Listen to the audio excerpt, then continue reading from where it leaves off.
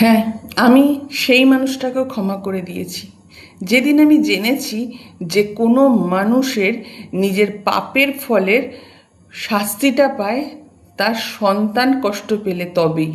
সেদিনই আমি তাকে ক্ষমা করে দিয়েছি, কারণ আমি জানি যে আমার ক্ষতি করেছে, আমার জীবনটা শেষ করে দিয়েছে, সেই মানুষটার জন্য যদি আমি প্রতিদিন চোখের জল ফেলি ভগবানের কাছে, রাধা মাধবের কাছে, তাহলে রাধা মাধব তার শাস্তি নিশ্চয়ই দেবে। কিন্তু সেটা দেবে কার মাধ্যমে? না, তার সন্তানের মাধ্যমে। আর সেই সন্তানটা কে?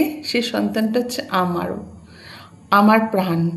ঠিক আছে, তাই আমি সবসময় ভগবানকে বলি, ভগবান এদের ক্ষমা করে দাও, কারণ ওর শাস্তি চাইলে আমি যে আমার সন্তানের কষ্ট দেখব, এটা আমার সবসময় মনে হয়। আর এটা মনে রেখে আমি যে পরিস্থিতিতে যখনই থাকি, যে অবস্থাতে থাকি, আমি মনে মনে একটা জিনিসই বলে যাই, আমার সন্তানকে কষ্ট দিও না। যদি তার জন্য তাকে ক্ষমা করে দিতে হয়, আমি তাকে তাই ক্ষমা করে দেবো, কিন্তু আমার সন্তানটাকে কষ্ট দিও না।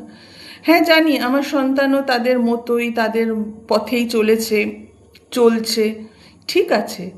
আর যদি আমিও ওর মতো হয়ে যাই, তাহলে কি হলো? আলাদা রক্ত কি হলো, তাই না? তাহলে তো আর বলার থাকলো না যে আমার রক্ত পাইনি, তাহলে তো হয়ে গেল আমাদের সবার রক্ত সমান।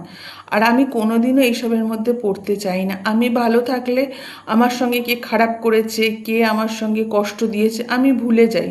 আমি মনে করি ভাই করেছে, যা করেছে করুক, আমি তো ভালো আছি, ব্যাস এতেই হবে। আমি সারা জীবনই তাই করে এসেছি, কারণ আমি আমার বাবা মাকে ছেড়ে এসেছিলাম ভালোবাসার টানে। তখন আমি এটাই ভাবতাম যে আমার বাবা মাকে আমি তো কষ্ট দিয়ে আসিনি, আমি ভালোবেসে এসেছি। আমি যাকে ভালোবেসে এসেছি তাকে নিয়েই ভালো থাকি না, তারাও ভালো থাকুক, দিন রাত তাদের জন্য ভালো কামনা করেছি, আজও করি। আমি জানি না, ভগবান জানে, আমি আজ পর্যন্ত কোনোদিন আমার বাবা মার বিপরীতের কথা মনেও আনি না। কারণ আমাকে যে পজিশনে আমার বাবা মা রেখেছে, আর যদি এরকম কিছু মেয়েদের রাখতো না, তাহলে সে বাবা মা টের পেয়ে যেত যে ছেলে মেয়ের সঙ্গে এরকম করার ফল কি হয়। তা যাই হোক, আমি হতে চাই না, কারণ আমি ওদের ভালোবাসি, মন থেকে প্রাণ থেকে ভালোবাসি।